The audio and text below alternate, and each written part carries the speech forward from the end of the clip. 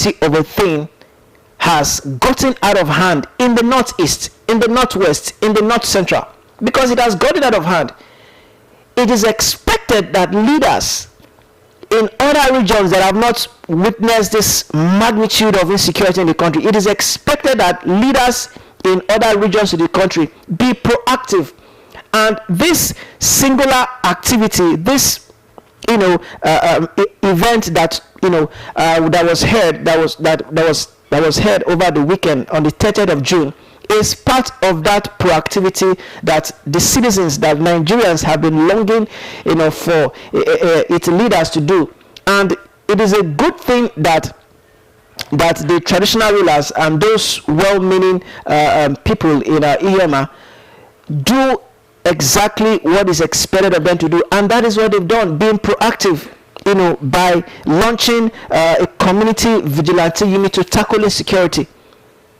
Now, according to the report being read earlier by our newscaster, residents of Iyoma clan and all the local government area of Imo State, inaugurated the Iyoma clan unit of the Imo State Vigilante Group in a major community-driven effort aimed at, strengthening security and protecting lives and property. The inauguration, which was held on the 30th of June at the Central School in Iyoma, attracted traditional rulers, government officials, community leaders, youth representatives, and indigenes from across the clan. So it is the people themselves that can be able to prefer solution to the insecurity that they are facing.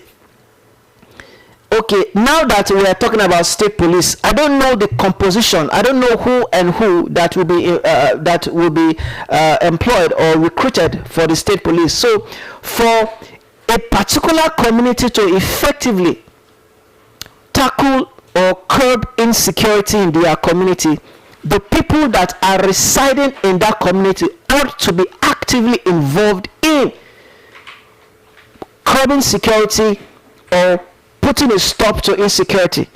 And that is what this the Iyoma community has done. Chairman of the Community Council of Traditional Rulers, His Royal Highness Eze Clifford Okoro Nkomba Eze the second of Niato Iyoma, thanked sons and daughters of the clan for their overwhelming support despite the challenges involved in organizing the event. The monarch likened the occasion to the insecurity mobilization of the 1970s, when rising insecurity and cases of poisoning, prompted the establishment of Iyoma Boys Security Movement, that's the BSM. So that means that the community had earlier encountered such threats, and reviewing it and bringing it back again into the community, into the system. I think this is a laudable achievement. This is a laudable move. This is a move that ought to be commended by the Iyoma people. And I want to call on other communities, not only in Iyoma, not only in Imo State, but across the southeast, across the 5 southeast states in the southeast, to take a cue from what Iyoma just did.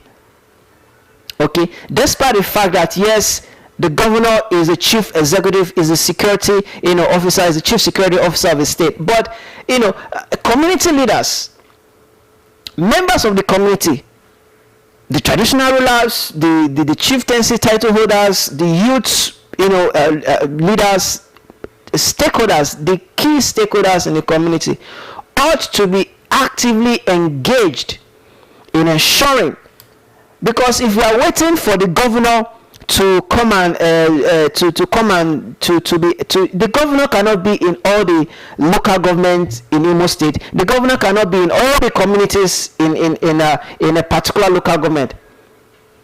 Okay, now these traditional rulers, they are the representatives of the government in their respective communities.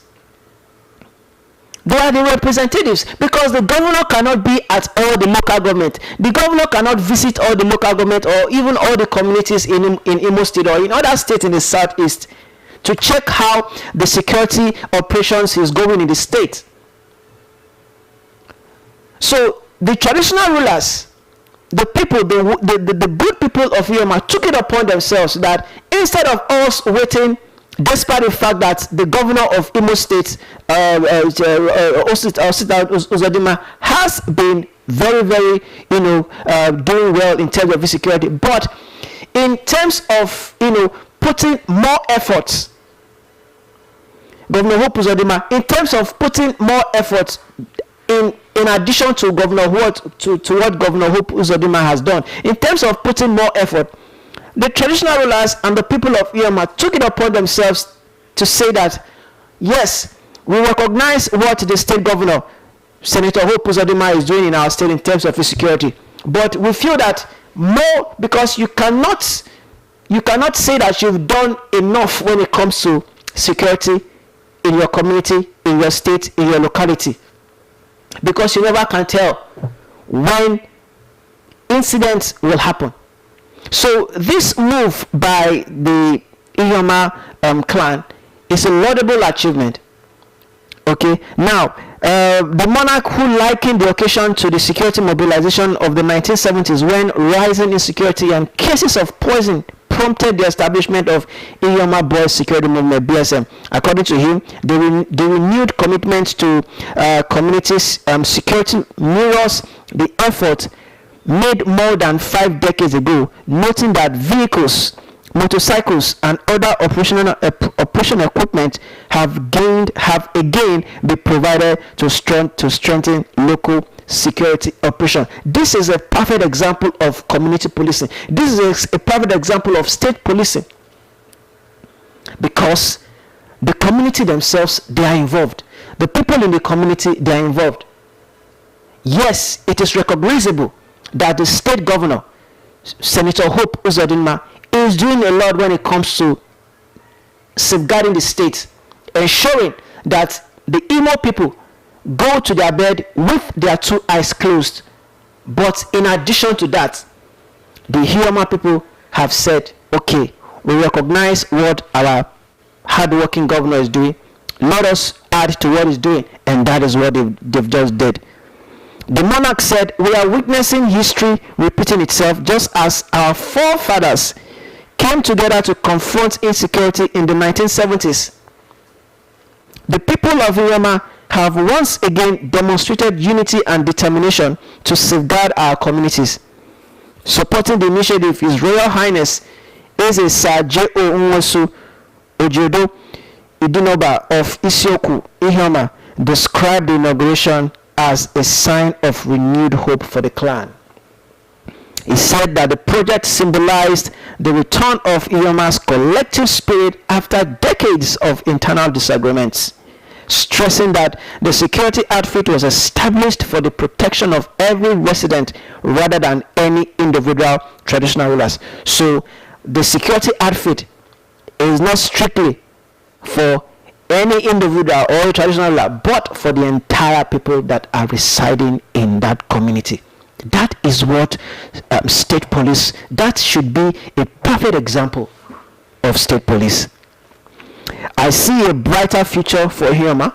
After about 30 years of internal divisions, our people have once again ignited to pursue a common cause. This security outfit belongs to the entire Ijeoma clan. So this particular security outfit is not specifically for the traditional ruler, or even for the chieftaincy title holders in Ijeoma. No, it is for the people, and this is a perfect example of what state police should be, of what local police should be. The executive chairman of Omi local government area, Honorable Pastor Chris Mbari, who attended as a special guest of honor, commended the community for taking proactive steps to complement government effort in addressing security challenges. He urged the other communities across the state to emulate Ijeoma's example, noting that sustainable security requires active community participation alongside government intervention. Yes, they recognize that the government is doing its own part, its own bit, but the states, the community need to be responsible for their own security. Yes, it is under the purview of the state governor to provide security for the state that is governing. But aside that, like I said earlier, the governor cannot be everywhere. It is the traditional rulers, it is the local government chairman, it is the title holders, it is the youth leaders, the community leaders that will be representing the governor in their respective community.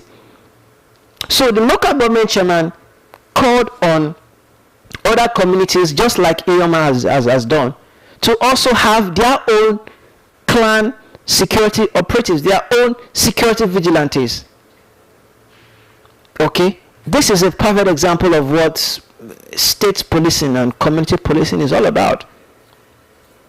It's a perfect example. And if this can be replicated in all the communities in Imo State, in all the communities in all the local governments in Imo State, tell me how can any foreign invader invade the community without the knowledge of these vigilantes?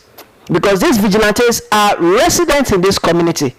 It will be impossible for somebody who does not reside in a community to be a vigilante in that community, because you don't know the in and out of that community. So my advice for the federal government is, as the process of state police continues, and also to the state governors, as the process of state police continues, ensure that whoever will be employed, the deployment or the recruitment of state police personnel or officers, must come from the communities, must come from the state, must come from the local government. If 20 police officers from the state will be posted to Iyoma community, ensure that these police officers must at least have a knowledge, must be from that community, must be from Iyoma, must be from any other community. All right, so that brings us to the end of the news talk here on Overt Radio. We'll bring you more news talk segment immediately after every of our news schedule. 10 a.m. there's a news update, 10 a.m. 12 p.m. the midday news, and 4 p.m. the news round. So when we have a featured story after every of this news, maybe once or twice in a day, we will be able to bring you news talk. All right, Lagos, that ends this segment for the news talk here on Overt Radio. Ibukun Oshodipe will be here to continue with her program. Don't go anywhere, Lagos. Stay tuned. Your favorite beats always near. Tune in, tune out. Let the vibe begin. Overt Radio.